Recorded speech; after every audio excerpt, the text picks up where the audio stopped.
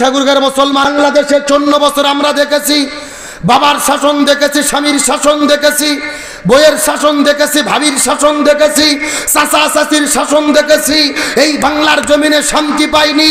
এই জমিনে ততদিন শান্তি কায়েম হবে না যতদিন না পর্যন্ত কোরআনের শাসন বাংলাদেশে কায়েম না করা যায়। বাংলাদেশে কোরআনের শাসন কায়েম হোক, আমরা চাই কি চাই না? মনে করেন বাংলাদেশের ঢাকা শহরে বিশাল বড় একটা পানির ট্যাঙ্কি আছে। যেরকম কিসের ট্যাঙ্কি? ওই ট্যাঙ্কির থেকে পাইপ দিয়ে দিয়ে দিয়ে দিয়ে বাংলাদেশের 64টা জেলায় পানি সাপ্লাই দেওয়া হয়। কিন্তু এই ট্যাঙ্কির ভেতরে একটা মরা বিড়েল মরিয়ে পচে গন্ধ উঠে আছে। একটা পাইপ আস্তে আস্তে আস্তে আস্তে আস্তে আপনাদের ঠাকুরগাঁও এসেছে। এখন বলেন তো পাইপ দিয়ে যেই পানি বের হচ্ছে ভালো না গন্ধ? আমার কথা কি বুঝতেছেন? এখন গন্ধওয়ালা পানি বের হওয়ার পরে ঠাকুরগাঁও জেলার যত হুজুর আছে, হুজুর, মুফতি, মুহাদ্দিস, ইমাম, মুয়াজ্জিন, ফকি সবাইকে ডেকে বলা হয়েছে, এই হুজুরের গোষ্ঠীরা এই যে গন্ধওয়ালা পানি বের হচ্ছে তুমি ফু দিয়ে দিয়ে পরিষ্কার করো। হবে? একটু কথা বলেন, হবে? আচ্ছা, কাবা শরীফের ইমামও যদি এসে পানি ফু দেয় পানি পরিষ্কার হবে? আচ্ছা বলেন তো, পানি পরিষ্কার করতে গেলে কি পরিষ্কার করা লাগবে? ওই ঢাকা শহরের ট্যাঙ্কি পরিষ্কার করা লাগবে। এটাকে বুঝতে পেরেছেন? এবার আসল কথা শোনেন। এই বাংলাদেশেও শান্তি প্রতিষ্ঠার একটা ট্যাঙ্কি আছে যার নাম হলো সংসদ ভবন। আরো জোরে বলেন। আর ওই সংসদ ভবনের ভেতর থেকে বাবার আইন, দাদার আইন, চাচার আইন, ভাবির আইন, খালার আইন, কার্ল মার্ক্সের আইন, লেনিনের আইন, পুতিনের আইন, ধর্মনিরপেক্ষতাবাদ, জাতীয়তাবাদ, সোশ্যালিজম, ক্যাপিটালিজম, ভারতের আইন, ব্রিটিশের আইন, মানব রচিত তন্ত্র মন্ত্রকে জুতো এবং ঝাঁটাপিটা করে বিদায় করে কোরআন সংসদের মধ্যে ঢুকাইয়া যতদিন পর্যন্ত কোরআন দিয়ে বাংলাদেশ পরিচালিত না হবে ততদিন পর্যন্ত এই জমিনের ভেতরে শান্তি আসতে পারে না, পারে না, পারে না। সুতরাং বাংলাদেশের শান্তি কায়েমের জন্য কোরআন দিয়ে বাংলাদেশ চলুক, এটাকে আপনারা চান? কারা কারা চান? দুটি হাত আল্লাহকে তুলে দেখায় দেন।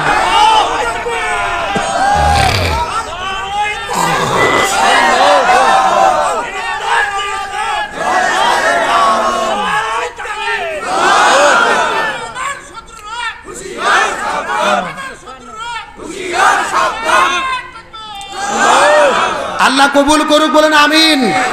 একেবারে সোজা কথা, জমিন যার আইন চলবে তার। আল্লাহর জমিনে আল্লাহর কোরআনের শাসন কায়েম হওয়া ছাড়া এই জমিনে শান্তি আসতে পারে? একেবারে সোজা কথা, সব দল দেখা শেষ। আগামীতে আলেমদের নেতৃত্বে কোরআনের বাংলাদেশ ইনশাআল্লাহ। আমরা যদি একতাবদ্ধ হতে পারি, কোরআনের ওয়াজ দিয়ে সমাজ পরিবর্তন হবে না, কোরআনের আইন কায়েম করতে হবে। এটা হলো আসল ওয়াজ। সারা রাত ওয়াজ হয়, 90% লোক ফজর নামাজ পড়ে না। এ কথা কর না।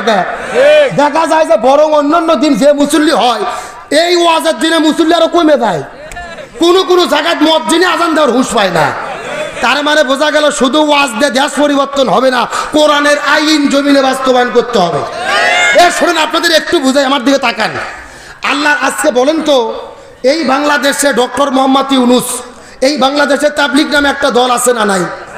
মসজিদে মসজিদে যায়, দাওয়াত দেয়। ওরা যেই কয়জন মসজিদে থাকে মুসল্লি কিছু বাড়ে, ওরাও চলে যায়, মুসল্লিও। আচ্ছা, এখন বাংলাদেশ ডক্টর মোহাম্মদ ইউনূস যদি আজকে ঘোষণা করে আগামীকালকে ফজর থেকে বাংলাদেশের যেই লোক এক ওয়াক্ত নামাজ কাজা করবে ৬,০০০ টাকা জরিমানা, ৬ মাস জেল। আমার কথা কি বুঝেছেন? কয় হাজার জরিমানা, জেল কয় মাস? আচ্ছা, এই আইন যদি ডক্টর ইউনূস আজকে পাশ করে আগামীকালকে ফজরের সময় কি মনে হয় আপনাদের নামাজের জন্য ডাকা লাগবে? রাতের ৩টার দিকে মুসল্লিরা যে দরজা ধরে ঠেলাঠেলি করবে যে মুয়াজ্জিন ওঠেন, চলেন আজান দেন। কথা কর না কা? তার মানে বোঝা গেল শুধু ওয়াজ দিয়ে দাওয়াত দিয়ে হবে না।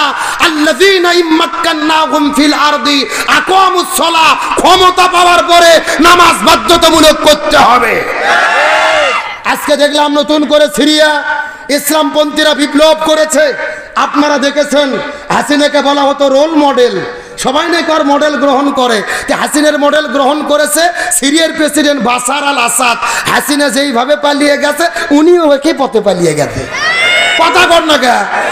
এখন বাশার আল আসাদ পালিয়ে যাওয়াতে আমরা খুশি, আরো বেশি খুশি হব নরেন্দ্র মোদী যদি একই পথে পালিয়ে দেয়।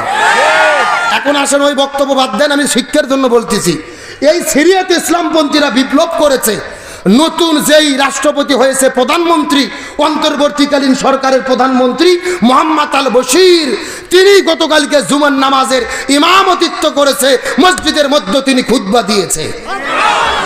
আল্লাহু আকবার বলেন। বাংলাদেশের যদি প্রধানমন্ত্রী এমন হতো যে জাতীয় মসজিদ বাইতুল মুকাররমে খুতবা দেবে, বক্তব্য দেবে, নামাজের ইমামতিত্ব করবে, ভালো হতো কি হতো না? আর এমন একটা দেশেরই আমরা স্বপ্ন দেখি, কথা কর না কে? কিন্তু বর্তমানে আমরা ইসলামকে ভাগ করে ফেলছি, যে হুজুরদের জন্য শুধু মসজিদ, মাদ্রাসা, খানকা, যা ভাগ করে খা, আর পুরো জমিন জালেম দখল করে বসে আছে। সোজা কথা, আমার নবী মসজিদুন নববীর ইমাম ছিল, আবার মদিনা নামক রাষ্ট্রের রাষ্ট্রপতি ছিল। তার মানে ইসলামের শিক্ষা হলো যিনি মসজিদের ইমাম হবে তাকেই রাষ্ট্রের ইমাম হতে হবে। আর আমরা এটা যতদিন করতে না পারবো ততদিন জমিনে শান্তি আসবে, সুদ ঘুষ দুর্নীতি বন্ধ হবে। এক শেখ হাসিনার ছেলে সজীবদের জয়, ওই একাই চুরি করে নিয়ে গেছে 26,000 কোটি টাকা। সুবহানাল্লাহ কোন। এই কারণেই প্রত্যেকটা হুজুর যদি এমপি হয়, মসজিদের ইমাম আর খতিব যদি এমপি হয় আর দেশ পরিচালনা করে, এই দেশে কখনো দুর্নীতি থাকবে না। কিন্তু আমরা ভাগ করে ফেলছি, হুজুরদের জন্য মসজিদ, মাদ্রাসা, খানকা, জিয়ারত, জানাজা, যা তোরা ওখানে যে হাদিয়া খা, আর জালেমেরা পুরো এলাকা দখল করে ফেলছে। কথা কর না কে? একেবারে সোজা কথা। সিরিয়ার জনগণদেরকে স্যালুট দেই।